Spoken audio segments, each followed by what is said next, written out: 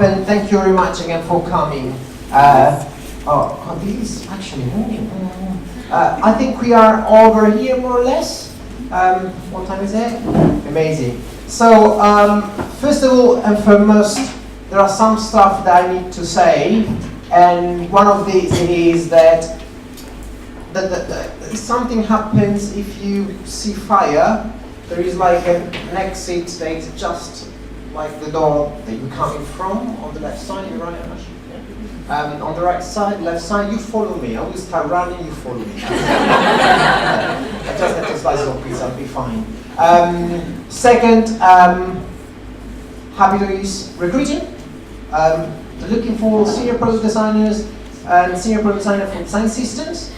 If you would like to find out more, please visit careers page www.habito.com careers. What we have here, this is not like a real picture what we were working. I want to introduce Tingting. I joined Habito almost more than a year ago, and I met Tingting when she joined as a lead researcher coming from GDS.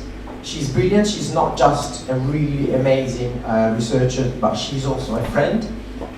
We've done this already with the team. And I said, like, we need to do it with other people. It's going to be slightly interactive, 2 by 2. I will give you some A4 piece of paper and some pens. I wasn't expecting so many people to be honest with you. This is not practical. But stay where you are.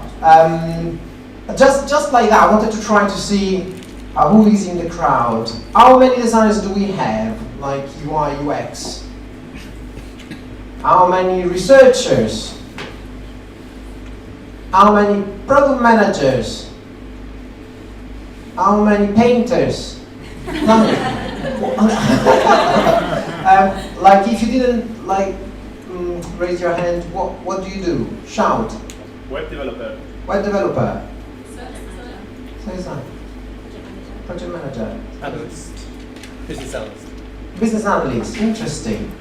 Amazing. I think we can start. You will see me going around like a headless chicken. But please put your hands together for Tingting.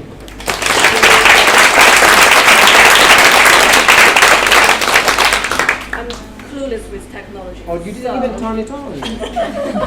Yeah. See? Can you do something while? Yeah. No. Yeah. Keep this. Yeah. Right. Hello? Oh. I don't like my own voice. It's horrible.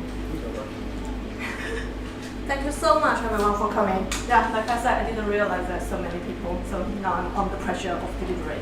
It's all your bad idea.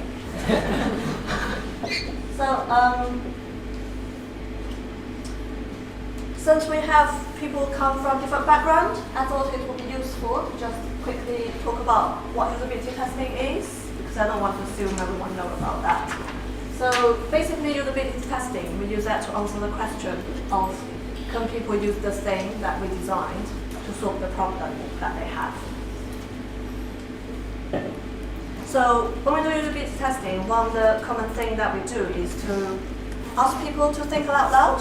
Because when we do that, we can combine kind of observation data with the verbal data, so we have a kind of more accurate understanding about what people are trying to achieve and why.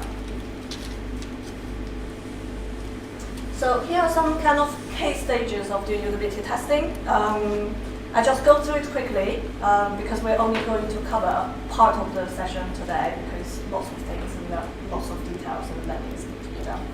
So first of all, when we do usability testing, we always kind of start with a clear kind of research question about what exactly we want to achieve and learn with the team. So we normally kind of have scoping sessions and we identify representative participants, think about what kind of participants we want to recruit, how many of them for the research session, decide the number of participants that is needed, be familiar with the testing material, and I always find it very useful to conduct a kind of heuristic evaluation or expert review to go through the interface, have a look what are the potential problems that potentially we can cover.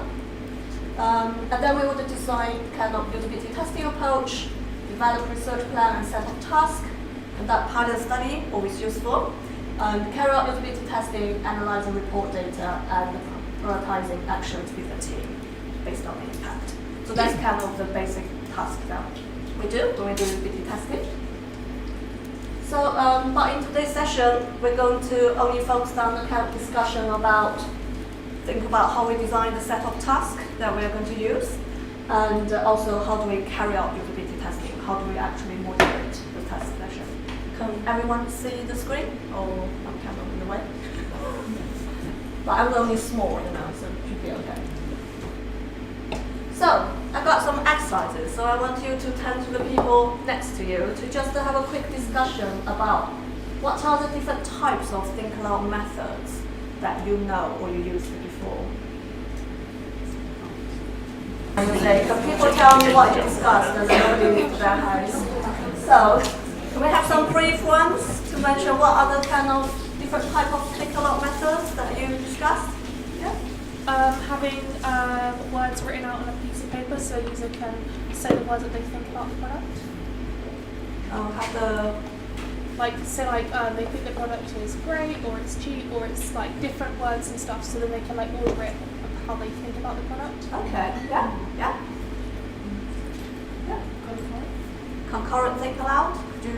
So concurrent think aloud is basically you ask people to speak out loud when they are solving a task or use the product. Anything else? Retrospective. Retrospective, yeah. Do you want to explain a bit more? People? Yeah, so you record the user doing the task and they explain it back to you afterwards while they watch the video with the researcher. Yeah, so retrospective, that is people solve the task in silence and then we ask them to speak out loud afterwards by replaying the video. Anything else? It's kind of combination of retrospective and in the moment. Yeah. So some of the time you Sorry, yeah. get people to think aloud, but often they don't. They kind of come up and they just carry on doing the task. Yeah. So some of the time you want to see just what they do. Yeah. And then you can go back over them. But some of the time you think that they're just rationalising what they've done. Yeah. It's a bit tricky. Yeah. Cool. Anything else? You could ask them to describe the job without the product. So what would be their assumed or ideal way of getting the job done without showing them anything? Yeah. Okay. So I think we covered quite a lot. That's good. Concurrent think aloud.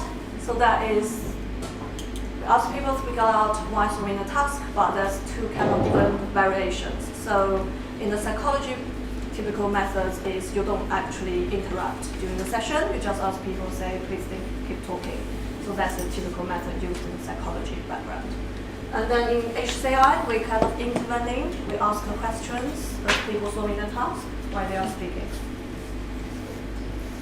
Expressive think aloud, which we mentioned already. Dual verbal elicitation methods, that is something I studied when doing my PhD. So that one is basically a combination of concurrent thinking aloud. You ask people to speak out loud, but after the task session, you ask them to recall back whatever goes through their mind. So when you use that method, it's quite useful in terms of you get a combination of data, and when people recall back, they tend to give you more explanations, which you might not get from concurrent. And also means you can triangulate the information as well to compare and to improve the accuracy of the data. There's quite a lot of kind of paired technique that you can use. So it's in a situation where you use pairs to do research. So one of them is called constructive interaction. So it basically you have people in pairs to solve the problem together, use the website together. So this method is quite effective if you want to do research with children, because they can feel a bit like unconscious to speak out loud themselves. It's not very natural. So when you put them together, they have a conversation, solve the problem together. So that's kind of have a natural language going.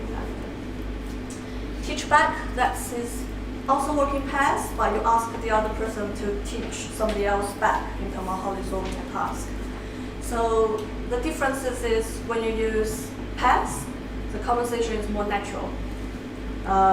While when you use individual, it's kind of when you ask them to speak out loud, it's kind of more artificial in a sense.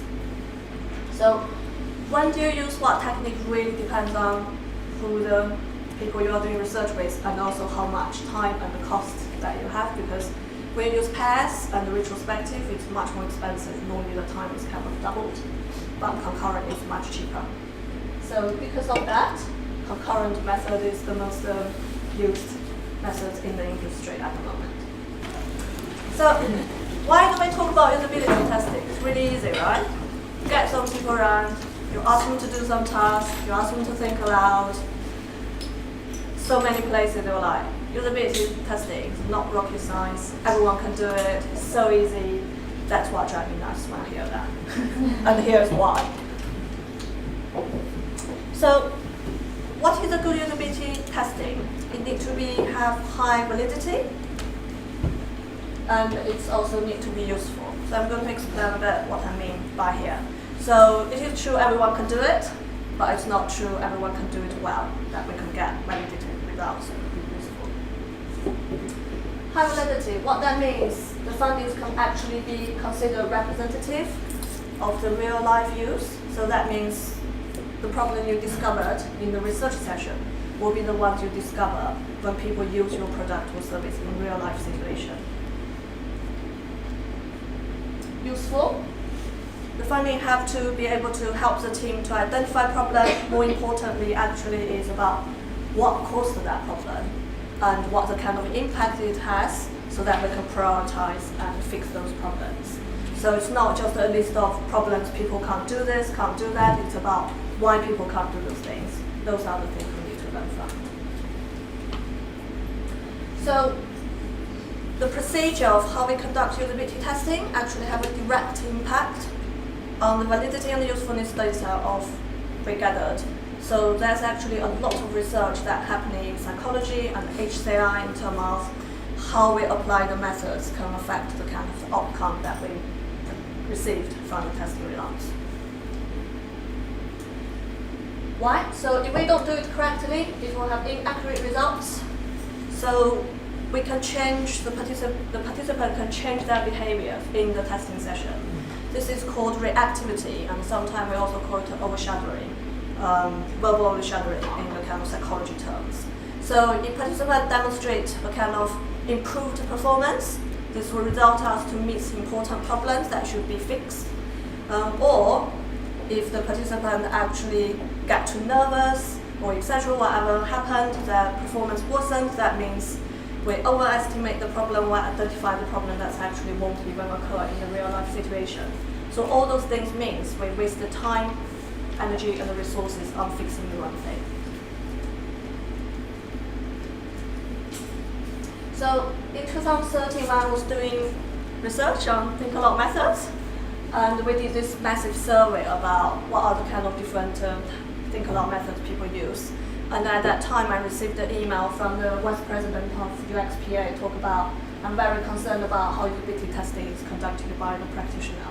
And this concern actually still carries now when I observe research sessions, and still lots of issues about how we actually apply the methods correctly. So, usability testing is easy. Think again. So now I'm going to share the recipe for usability testing. I use the word recipe because we always have different recipe for the same kind of food. And what we do is we try, we learn, and we share with other people, and we improve on the recipe. So what I share with you here is based on the academic research that I've done for 4 years, and then later conduct lots of usability testing in the practical industry. So that is what I formed kind of what I learned from. And also for me, conduct usability testing is a bit like an art of cooking. So you need to know what is the right ingredients to use, when to use them, and how much you need to use them. And also you need to also think about the people who actually will experience your cooking, right? How that will impact on their experience. So lots of things relate to kind of cooking. And I'm just glad nobody hungry, right? Otherwise you're like, no, because you're going to see some food pictures. So, when conducting usability testing, think about you are like a Michelin star chef. So you need to follow a methodical approach to ensure you have the kind of research is quality and accurate, but you also need to be creative and flexible to maximize the chance that you can get the most useful data out from your research session. And also there will be unexpected situations happen. You need to know how to deal with those situations in the session. Last but not the least, you need to add the personal touch to make the participant feel natural and comfortable so that they can give you the kind of as accurate data as possible. So, the first thing is, seems common sense, break down the barrier, make people feel at ease and natural. But often when you conduct research, you have very short, limited time, about like 1 hour, sometimes 30 minutes, you're like, oh my god, I need to get the people start using my product, and you start skip the kind of the initial stage. But it's actually, I use his picture, because when people go to his restaurant, he always asks people to find out more about themselves, about the customer in his restaurant. So this is something we need to think about when we do usability testing. When we have people come to our session, it's very important to build up that rapport. And that actually was the reason why I did my research, PhD studies, in usability testing, because I always remember, even today, I was invited as a participant to do one of the usability testing, those university projects. And when I was in that session, I just feel so stupid. I was like so conscious what I'm saying, and I was like, I can't do any of those tasks, I don't understand a thing, and when I come out, I just feel really depressed. And I talked to somebody else who also had the same feeling as me. So I was thinking, if people feel this way, surely the data you get is not going to be accurate. So that's what triggered me to start thinking about the different impact of how you apply the methods and how that can affect on research.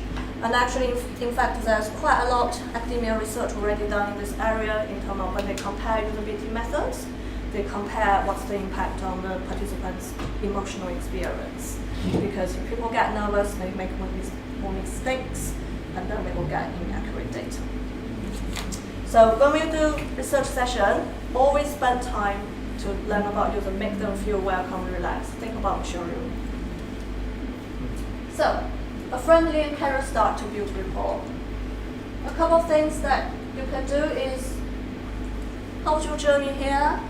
How's your day so far? Or if you won a lottery and are going to travel around the world tomorrow, where will you go? Just think about anything light and get people have the conversation going. Really try to understand them before you start the conversation. When giving instructions, avoid making people feel being assessed. Some of them, I know I asked you to look at those questions, so hopefully you will get some of those answers already as I'm going through those things. One rule very important, do not use words such as testing or test. It's okay with that usability testing when we do the research itself, but when you're with the participant, try to avoid those words because people automatically, some people will feel like it's a testing of my ability. So instead of saying thank you very much for taking part of usability testing, you just say thank you very much for taking part in usability research or study to avoid that. Put the focus on the system. So trying to say it's an understanding of the system, not you, there's no right or wrong answer, just to reassure people this is not evaluated of that. Make sure people are concerned about how you feel. Sometimes we might turn up and your colleague will say, oh yeah, I'm the designer. And the people, oh. So it's very important sometimes, it's okay to do a bit white lie. You don't need to lie, you just say this is person observe, and they are going to help me take notes. And then you will say, I didn't design this, so please don't worry what you say might offend us, just to give them a use mutual acknowledgement token to show you are listening. So when people are thinking aloud, try not to use, so you need to show you are actively listening what people are talking about to encourage the conversation. But one of the things, try to avoid to use words like yes, right, yeah, interesting, because that's kind of confirm what people says, and then we'll say, oh, this is the kind of information that they need, the researcher needs, so I'm trying to think more of that. Try to keep it neutral, so you can say, or just nodding a bit. But one other thing is don't overdo it, because I think I made a mistake several times by overdoing it. And then while I was doing the video later, I was like, oh my god, I can only hear you go, So don't overdo it, because when you play back the video, it's going to be very annoying. Put participants back at ease if they become self-conscious. So even though we start by talk about it's not testing, when people in the testing session, they still getting nervous sometimes. So you need to be very kind of aware when you start getting a bit nervous and unsure about what's going on. In that case, you just reassure them, or sometimes people will say, oh, I feel really stupid, sorry about this, and then you just say, reiterate, don't worry about it, it's not a test. Sometimes I make a joke, I just say, we're not that scared of it. People always laugh, I don't know why. But just find the way where you make a bit joke and you get people relaxing. Do not correct or challenge what people say or do. So sometimes what people say, you're thinking, you say that, but never do that. Never say things like, oh, that's interesting. I never say someone does that before. Or like, oh, why do you do that? So you really need to be careful. Or sometimes people might use a vocabulary that's different how you might call it. You don't correct people, you use that vocabulary. So when we cook, like I said, use the right ingredients and the right amount. What I mean is, use neutral and non-priming instruction. So what we find is actually instruct people specifically in what to do or what to focus on would actually result in invalid findings. So the example on the top, please think aloud as you work on the task. Tell us what you expect to happen. Will you make a choice whether or not it's meet your expectation? We want to know what surprise, what delight, confuse, or even frustrate you, and why. That one's actually come out from one of the quite famous usability testing book. And the below one is please think aloud as you work on the task, by which we mean say out loud everything, say to yourself silently. So what happens is the one on the top, we definitely shouldn't do, because when you do that, people start, there's research show that will improve people's performance when you give those kind of instruction, because people start rationalizing what they are doing because they think they need to provide you with kind of explanations. I did a study compare those two instructions. I didn't find improvement of performance, but I did find people's mental workload significantly increased when they used the above instruction. Their mental workload, so they have to work harder when they instructed under this. And it's also changed the kind of the data we got as well. We got much more, lots of like minor problems from the first one, because people start focusing on like problems. Because we talk about what frustrates you and what surprised you, so people start identify problem. What means is what you observed is not natural anymore. So when you're doing usability testing, use the ones below, very simple, think aloud, whatever goes through your mind without influence them. Consider the task and their descriptions carefully. It's actually very difficult to write a good task. Sorry, it's quite a lot of words here, but because I find people might find it useful later if they want to refer back to when we share the slides. So one of the things when we do usability testing is, one of the key things is to think about how we can use tasks to create a scenario that would lead people to allow people to explore the area you're trying to explore. So think about what task, what kind of goal people try to achieve that would use those kind of functions that we're trying to study. So the task should be goal-focused and relevant and believable to people. And it should be the task kind of people are likely to do in real life situation. If they don't do those tasks, don't give to them. Oh. Move. The task need to be challenging enough. Early on I mentioned about it's always useful to have some heuristic evaluation, expert review, because then you can identify that potentially are big usability issues that might be need to be aware of. So it needs to be challenging enough for you to uncover usability issues. Need to be clear, appropriate level of details. So you need to check that it's got enough details, people know exactly what they need to do, but not too much detail that people can't remember what you asked them to do. Sometimes I find it's quite helpful to actually print out the task on the cards. So you would kind of read out those tasks, but also give people the cards so that they can refer back to when they can't quite remember what you asked them to do. The bottom one, avoid task queues that might lead participants to the answers. Their studies show, some researchers observed people design usability research. Actually, this is one of the main problems that come out from their observation is when we design tasks, we already give people cues on how to solve those tasks. You might think, oh, that's probably not likely, but when you design it, actually I see quite a lot of times this happens. Select appropriate task types and formats. So there's kind of different type of tasks. We have direct task and scenario task. An example of direct task is you ask just give people instruction of what they need to do. So can be find a chicken curry recipe from BBC website.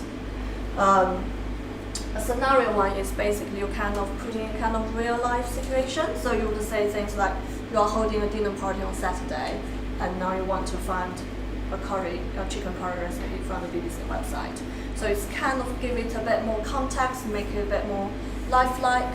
So normally when you use scenario task, it's as a way to kind of reduce the artificiality of the usability research, and hopefully people can kind of link to their real life situation. You also need to think about whether we use open-ended task or closed-ended task. So what I mean by open-ended is, for example, this is Habito, so an example of open task can be you want to find out what Habito offers. So it's very open. When you do those tasks, it's for the situation where you kind of want to know what participant would do simultaneously, what kind of drew their interest, what they click first, what they click next. So it's kind of a natural way of working. The downside of this method is sometimes people can start wandering around and don't know what you want them to do exactly. So you use them kind of depend on the situation. If you want to understand people simultaneously exploring area, you look at those. But closed task is basically a bit more specific in terms of what participants need to do. So those kind of tasks typically have a correct answer, so you will know whether or not participant managed to solve the task. So example can be you want to find out how much would it cost to use Habito Plus service. That is the answer. You will know whether or not people find those. So you use those kind of closed tasks if you want to measure the kind of performance, can be like success rate, and then you use those kind of tasks. The type of task actually have a different effect according to who you do research with. So for example, scenario task, the research actually show it works better with people from Asian country. For the people from Western country, they didn't find much difference in terms of whether you use direct or scenario. This one I never used. I'm hoping I can use it one day. It's actually called Bollywood style task. So this is a situation when they try to do research with people from India, and they found very difficult to get them to share their thoughts because they just kind of feel reluctant and feel a bit nervous to say things that potentially not very positive. So what they did is to come up specific ways of phrasing the task. Is put a kind of movie style. So they said, your innocent and young sisters is going to get married this Saturday, and you just got a news that the prospective groom is already married. So you want to book a flight ticket as soon as possible to find your sister and save her. And they actually find, do this kind of task, really open up the participant. They were like, oh my god, this website is terrible. Oh, I just want to book a ticket and you wouldn't let me to book it. Ah! So if you ever use this one, let me know whether it's effective or not. But so that's something to think about, like who you do research with and what kind of task you might want to use. Don't guide the process. I say this quite a lot. This is an example of somebody gave a training to somebody else about how to do usability testing. Again, afterwards, my heart just sank. So this is what they taught them to do, is to say, when they do research, somebody tried to do something, and then the researcher would ask, what is your first impression? What do you think you can do here? What would you do to reach your goal? What do you expect to happen when you do it? Please do it. Participant do it. And then they will say, did it meet your expectation? If not, was it better or worse? And they go back. I hope you know this is terrible. Oh.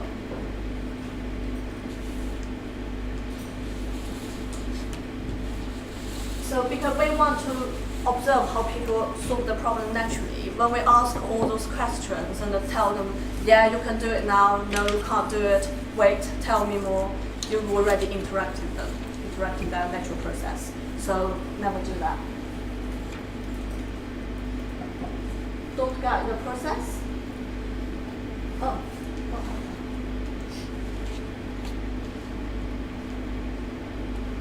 Oh. I think we're going back. Am I going back? Yes, a bit back to the right. Okay. Yeah. Usability. You showing guide the Not me. So the rule is limited the interaction to the task solving process. Observe and listen most of the time, because the more we ask participants to explain, the more likely their performance will improve. Because again, like I said, they will be rationalizing and think more, and it's not their natural way of solving tasks. Also means the more we prompting, the more guiding that we do, the more likely we will do intentionally influence that process. Sometimes also when we interact quite a lot, people start tell you stuff. They start talking, become a talking show rather than actually do the task itself. Keep the question natural, short, and the use of a participant vocabulary. We are there to learn people, so pay a lot of attention to how people call stuff, how do they describe stuff, and then because that's the language that we can use to feed into the design. How do we communicate the concept we want to communicate to people? And also that means like we are listening to the participants. Avoiding getting into lengthy discussion in the session, even though there's something super interesting. Leave that to the end of the session and come back to ask a bit more. Timing and order are important, just like cooking. Think about the orders of the task. Try to use independent task. So independent task is, if you give 5 tasks, if people fail one task, it doesn't influence their solving the next task. But sometimes it's dependent task means if people fail the first one, they can't do the second one. So in that case, I'm afraid you have to give them a bit of help. But whenever possible, use dependent task. Start from an easy task, just get into it. Otherwise, if it's the first one already really difficult, and people immediately get a bit nervous. Think about the order of the task if dependent tasks are used.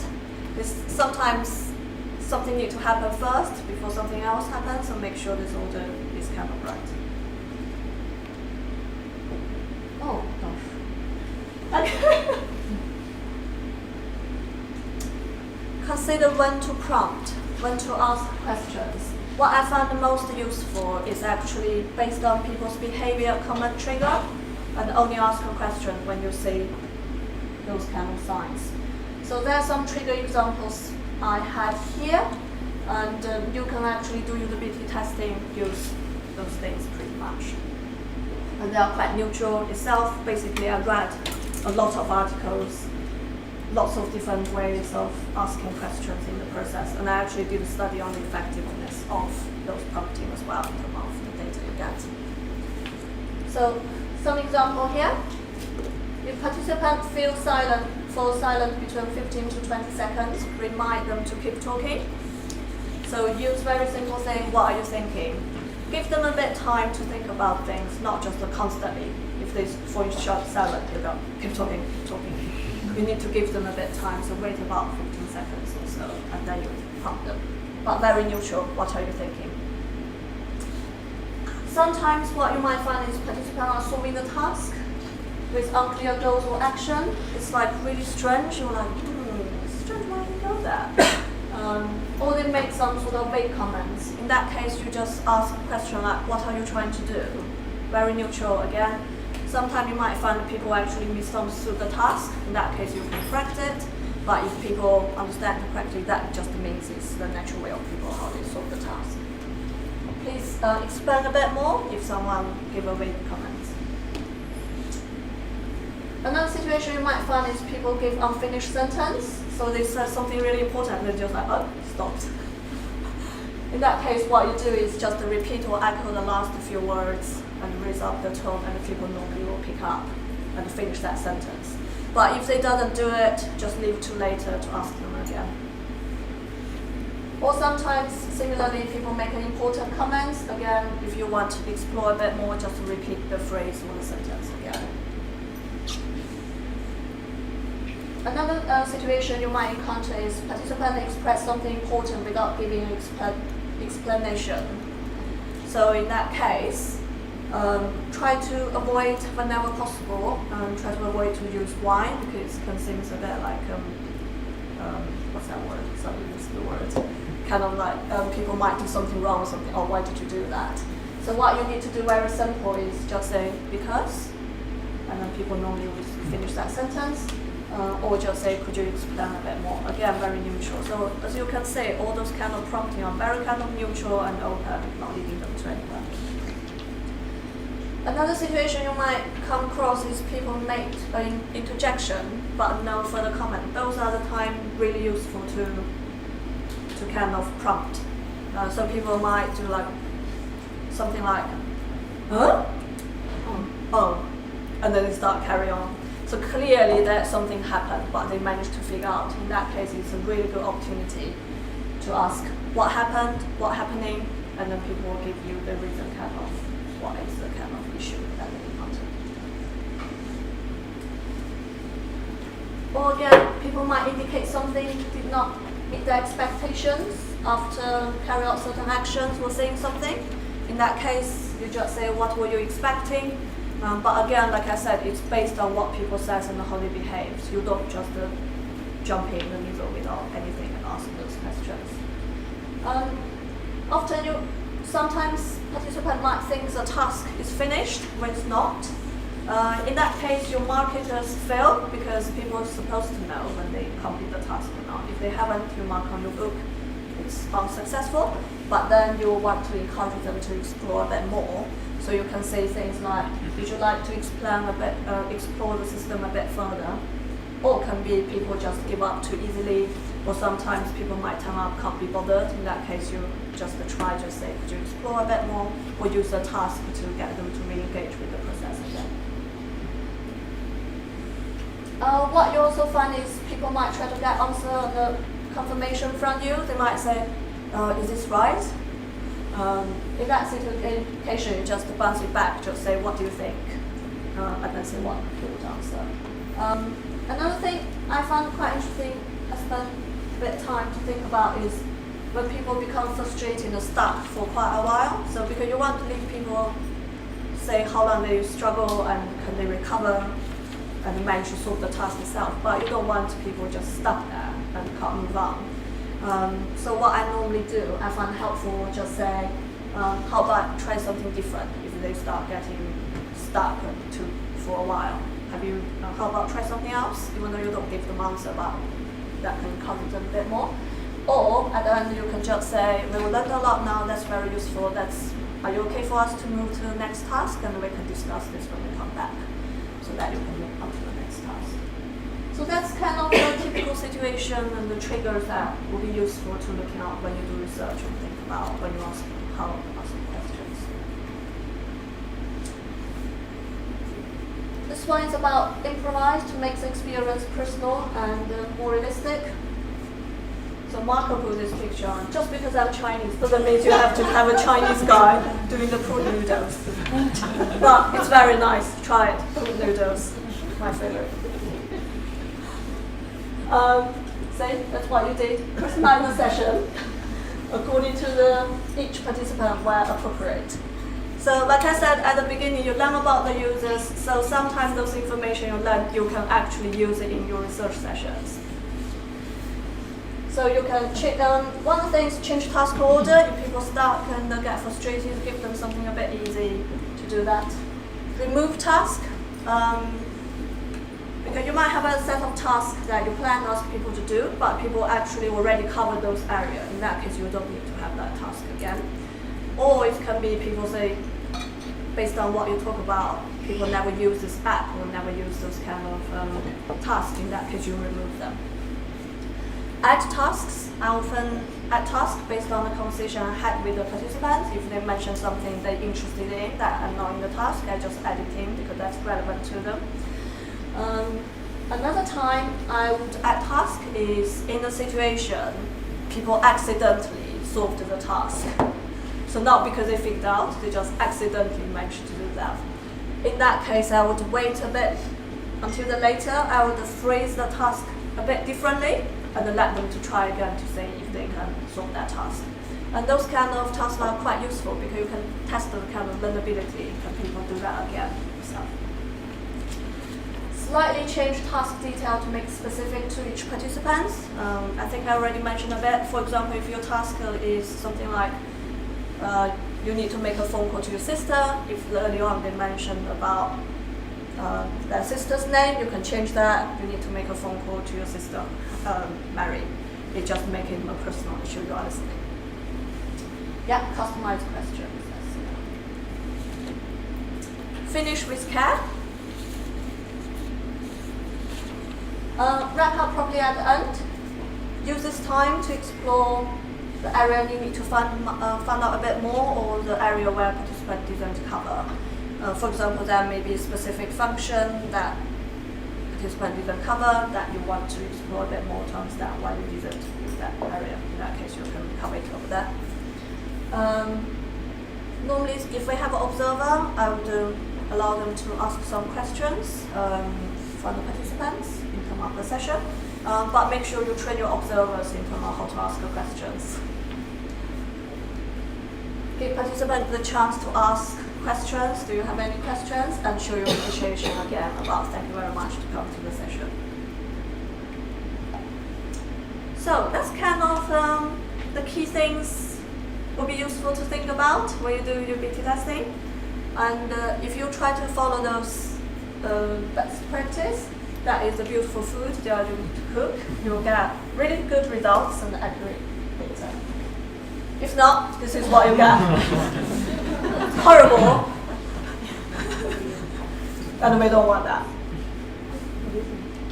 It's a burnt food. Burnt food. Too much spice, too much fire. So, that's kind of the key thing I want to cover today. I don't want to overload you with lots of informations. But I had a look at the exercise sheets. Maybe we can spend a bit of time to have a look what we found and what is kind of fine and what is kind of things that we need to avoid. Does that sound okay? Thank you. So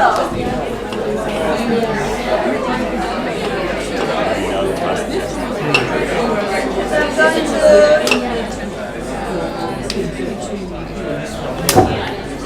there's quite a lot. There are quite a lot of people. So I'm not going to oh, you have a really good idea. If Oh, people God. get it right, they go, yeah. Yeah, If they didn't get right, they go, oh, yeah. So I'm just going to quickly go through what we have here and talk about why it's kind of okay and why it's something that we should avoid. If the things that we've already covered from the talk in the presentation, then I probably will just skip it, unless you have questions. At the end, we will have time for questions anyway. So, the first one, thank you very much for taking part in the usability testing. How many people? Yay! How many people? But you have to give the right answer first. Yeah. Oh, the right one. Okay. You should know. Well, I did. I paid attention. So that one's avoid. I'm sure there's a couple of people should do the because I didn't have a look. Okay, the next one, very long one. Please think aloud as you work on the task. Tell us what happens, blah, blah, blah. That one should be avoid.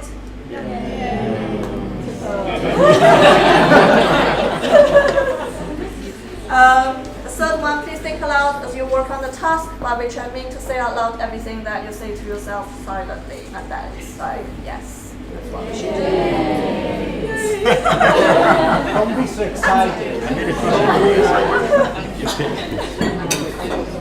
We are going to look at the prototype of a new way of helping to search for a product you need. Yes or no? No. Yeah?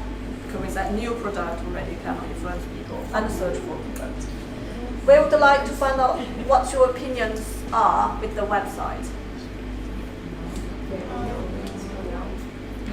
Yeah? So that's avoid, because it's about how it works, not about opinions. We don't want people just to tell us their opinions. Yeah? Task example, the first one is you want to search for a survey software. Is that okay or not okay? Yeah? So that is avoid, because you already give people task to search for software when you try to study search function. Yeah? And the next one, that one, understand how the prototype kit works for new users. Task 1, download the prototype kit. Task 2, install the prototype kit. Task 3, add a page. Task 4, prototype of 4. So that one is not okay, because you gave them step-to-step instruction already.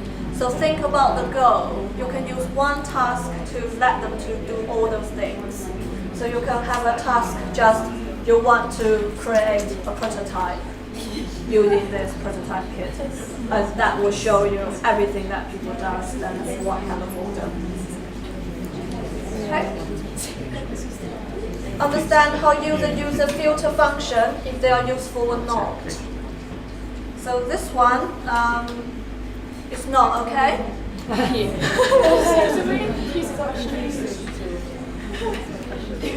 Yeah. I find it quite easy to understand what people are actually trying to look at. Okay. Yeah. Yeah. So, Yeah. if I find So because this one, yeah. again, think about people's goals. So even though the goal is to understand how people use filter function and if they are not useful or not. One of the things we will think, oh, it's about filter function. We need to do a task to do with filter function. It's not. The goal is about can people find what they need using the features that we have. So we need to ask much broader question, and the filter function just one of them. And so you need to link to the goals. And then also, if you look at here, it said ask you provide 3 to 6 cloud-based solution and have all those filters. Those filters were already on the web page. Exactly the same wording. So what you find is people just go there, find the kind of matching filter, just tick them, and the task is done. So that is not useful. So a different way of designing this task is to think about what the goal people try and have. So you can change to things like you want to make sure it's secure. So you can say how people look at information to ensure the kind of what they're looking for is secure. So you change the wording to make sure it covers what you want to cover on the filter.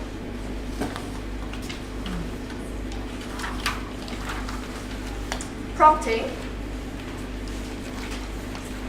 Ask participant, after participant landing on a page, researcher said, now I'd like you to make a decision about which of the two suppliers you want to choose to get in touch to. Feel free to flick between the two service descriptions. Yeah, cool. Yeah, avoid, because again you guide people and tell them what they need to do.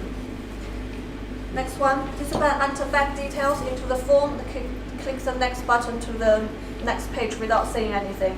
Researcher says, hang on, you just entered your personal bank details, how did you feel about that?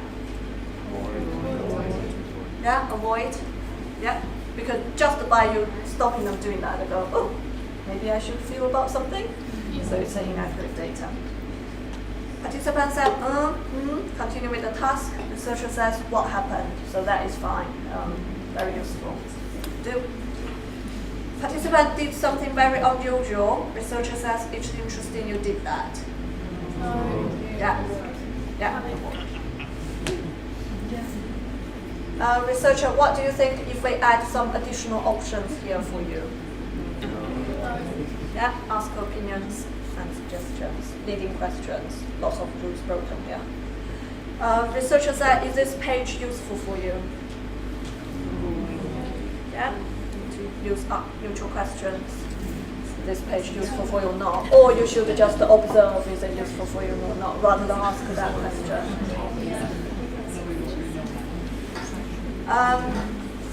Participant landing on the home page. Researcher said, what's your first impression? What can you do from here?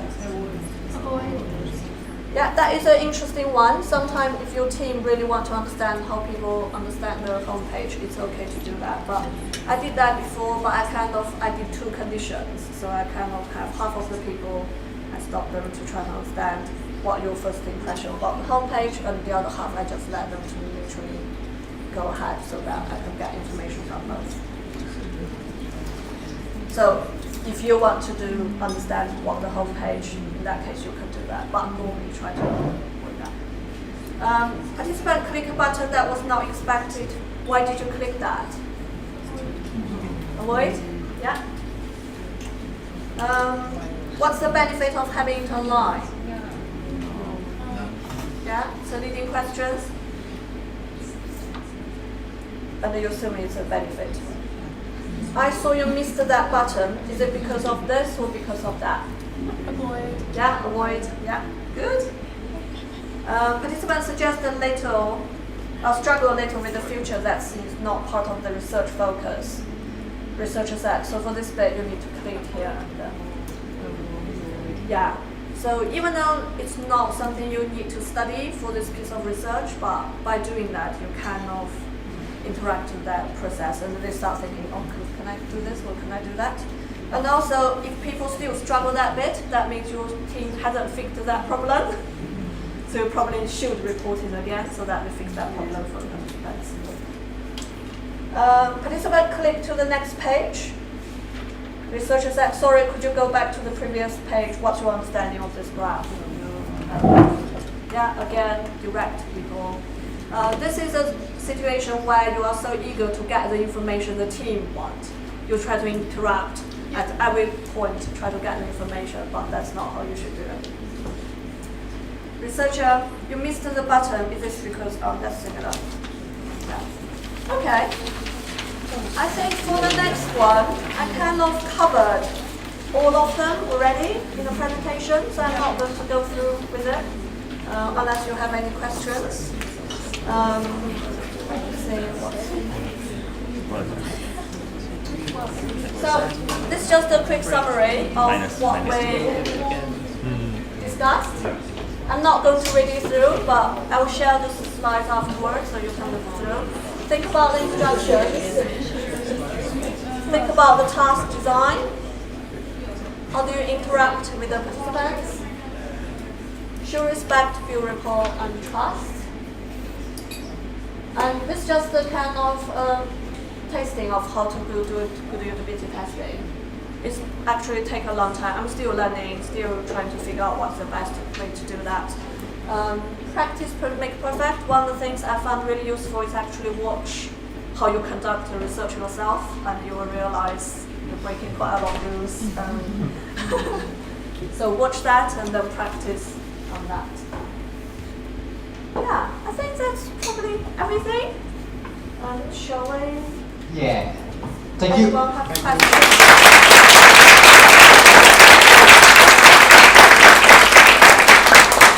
We still bang on time.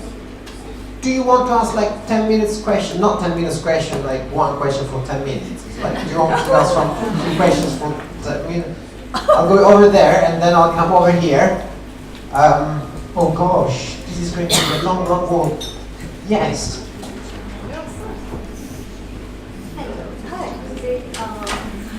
It was a great presentation. One of the questions I want to ask is, what is the time that you should give to the users for testing?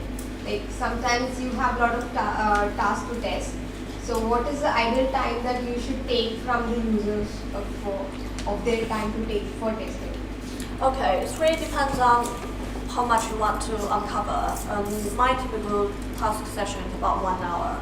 I could never do something half an hour because you just don't feel like you did understand enough, or you don't have enough time to understand the user itself.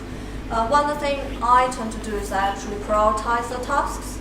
So when I do the scoping session with the team, I would say if we run out of time, which are the area we can skip for the next session. So in that case, you order your task in a way of priority.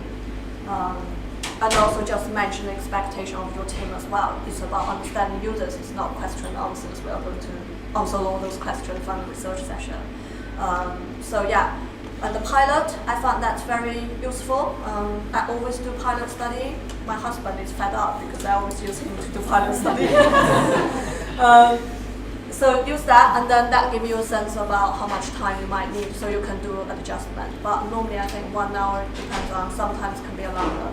But if it's 2 hours, it becomes too long. But then if you do research with people with access needs, you need to leave a bit more time. In that case, probably about 90 minutes.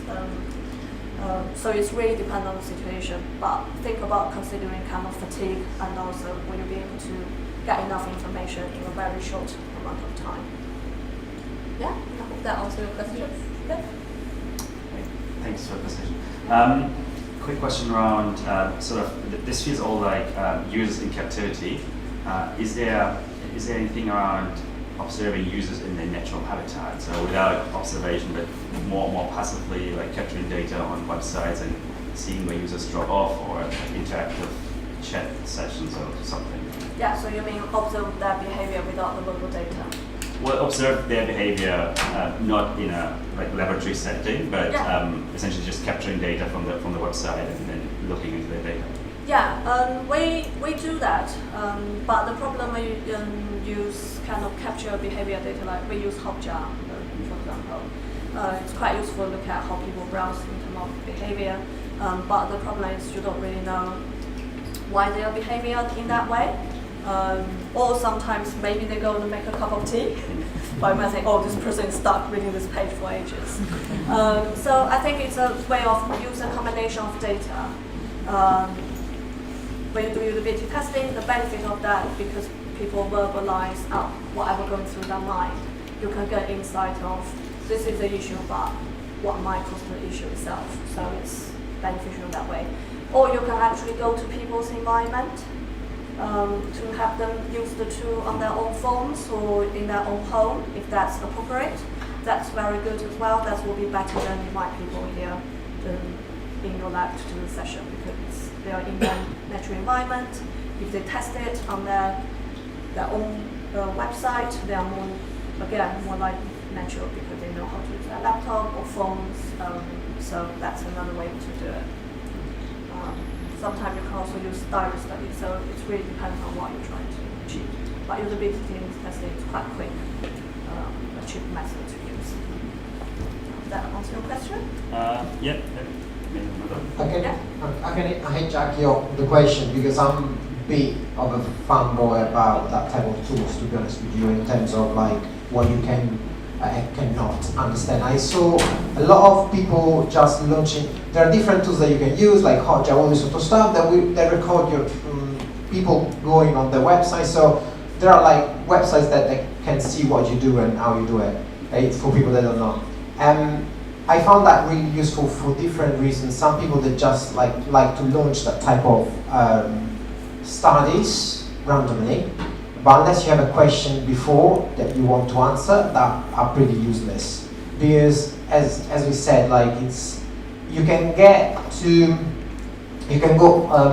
through some data and see that during a flow there is a bit of a part that there is a problem. You can start looking at recording of that sessions of that part, and you can discover that there is a bug, for example. Or when you launch a new feature, the cool thing is before launching it to 100% of the traffic, you can launch it to 10% and just see if anything's wrong in there. I've done some designs where we launched that, we realized that the label on top was too close to the field, so people were like skipping that and found an error always there. So we moved that and we saw that error wasn't like really happening, but it's completely different from what usability testing means, to be honest with you.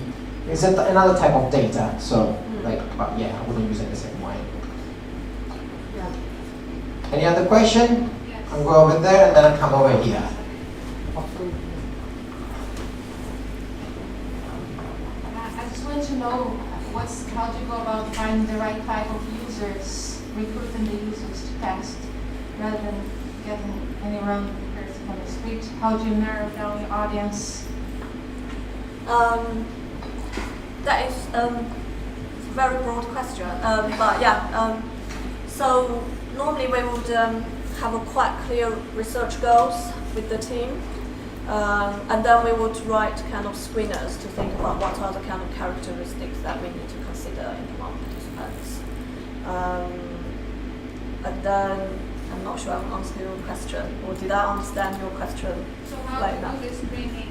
How do you realize who are your target audience? Obviously, Habito has that target audience, Yeah. but how do you apply the screening? How do you select the use that you get the most useful answers from? Or So yeah, screener is very important, but that's quite a long discussion about how to design a good screener. But typically, if it's only simple, it's just one type of users. So for example, recently I did research just like with first-time buyers. In that case, I think about what other different stages the first-time buyers would be at for that kind of. So it's really linked to your research goals. So for this instance, I covered kind of people at the different stages of house buying process and use them kind of do the testing. And typically we have 5 participants for the kind of usability testing. As you know, Jip and Nielsen did the research to show if you use 5 participants, normally you can identify 85% of the issues. But in the past, I actually had a situation where we only did research with 3 participants, but we discovered so many problems already, and we actually just stopped there. So it's all about how much you learn from the session. And sometimes you might want to test with more than one type of users. In that case, you need to again increase the numbers, and you need to also. So it's maybe we can have a discussion offline because it's quite a broad question. It really depends on who you try to do research with. Oh, or somebody else have better answer. Oh no, this is slightly related. We Yeah. was asking about recruitment. yes. So how do you find people that you're going to Do you speak write to? I them guess. as well? Yeah. Ah, okay. So we use a combination approach. So we could use Recruiter agency that we use, and recently we started building a research panel where you might receive some leaflets later if you are buying a house or just anyone, or pass on to other people. So we try to we are going to build a kind of research panel ourselves, ask people to sign up. So that's another way that we recruit people. For accessibility, normally we use a special kind of recruiter meta agency. But yeah, screener, you need quite a lot of time to get that right and think about all the areas you need to cover. So those are the approach that we are using at the moment. Sorry. I'm just going to ask, what kind of incentives? What? Do you mind explaining what dual level elicitation is? Like, Oh, the due. So that one is basically if you read. So it's basically a combination of concurrent, think-aloud with retrospective. So what you do is you ask people to speak out loud when they solve the task, but you don't really interact. You just say, please talking. So you use a classic cognitive psychology technique. And then when that finish, you ask people walk through the task from the beginning. Why demonstrate on you? If it's a website, you ask them to go through the process again. But you said, talk through what stand out as you were solving those tasks. So they will recall back what they were doing. So what I found for that method is typically you only add kind of additional 15 minutes in the session, but you get a lot of really useful information. One of the limitations of that method is if the tasks are very similar, people can get confused in terms of their memory. But then you can tell because you got concurrent data that you can kind of exclude things. So that's a kind of dual institution methods. And it's actually recommended by Eric and Simon. They write a book about verbal data as protocol.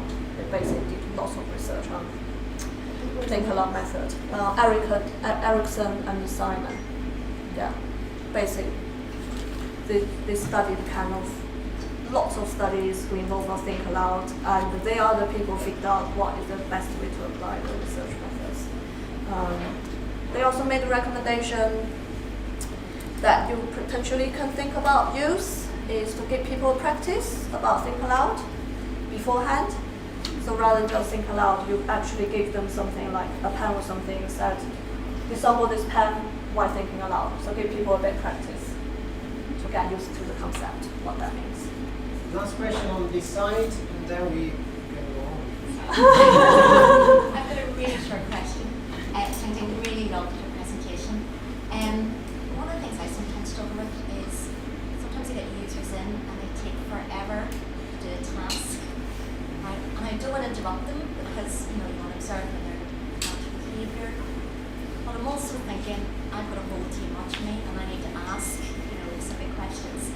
I'm just wondering if you had any advice about how to balance that pressure between giving people enough time to do things naturally with the fact that I need to ask in a consistent way with research questions. So how do you resolve that?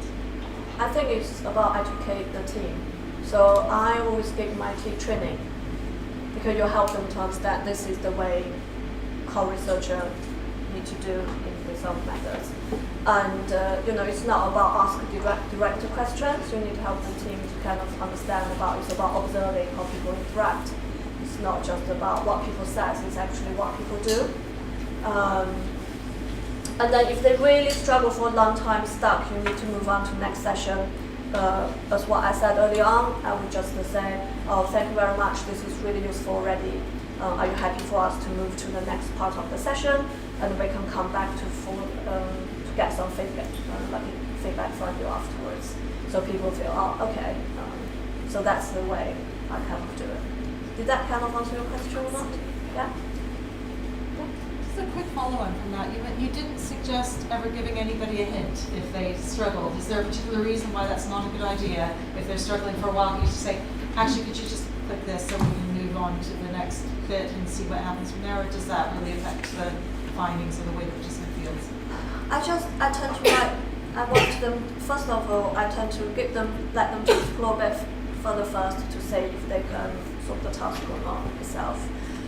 And if it's the kind of dependent task, like people have to finish this, and then I will show them.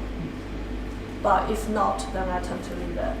Because otherwise people will feel a bit like, oh, I didn't figure this out, and I feel a bit stupid now. That can potentially influence how they feel later.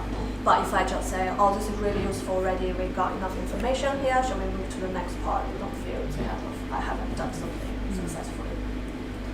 Yeah, but like I said, if it's dependent task in that case, I will say, oh, let me show you here, and you can get some feedback on that. What about guiding the user through the user? Stick it in my mouth. What about so some websites have this sort of beginner mode where they offer helpful overlays like where to click and what to do. Is it something that makes sense there? So where you actually the researcher doesn't guide the user interface through the task, but the user interface sort of guides the user. Is it, you know what I mean?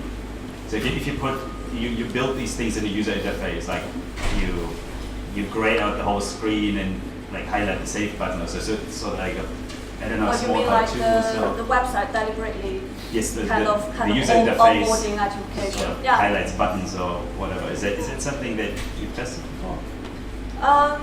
Yes, we did. In my memory, we did test that briefly, and that's basically just let people to explore, say if they will actually use that. Because sometimes the team's question will be, can people use this function? Sometimes the question actually is, will people even use this function or not? So it's not about people say, the team say, I really want to say if this, is this work or not? But what you find is people don't even look at it, people don't even use it. So in that case, I would just leave the people naturally. I don't give them a specific task like, you want to explore the kind of the tool or to learn how to do it. I would just give them a task and say if they would actually interact with that or not. Because if they don't do that, then that means potentially that not a feature that we need to make it perfect. Thank you. Not just to Tingting, but to you as well. I found it really hard at the end of a long day at work to come and stay here so late. Please clap your hands for you. For Tingting.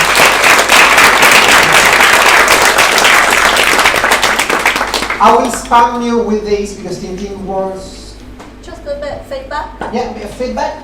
You want to take a picture of this, the QR code, if you want to do that. Or otherwise, I will spam you tomorrow anyway. I really hope you enjoyed. Thank you again for coming. Great, thank you very much, everyone.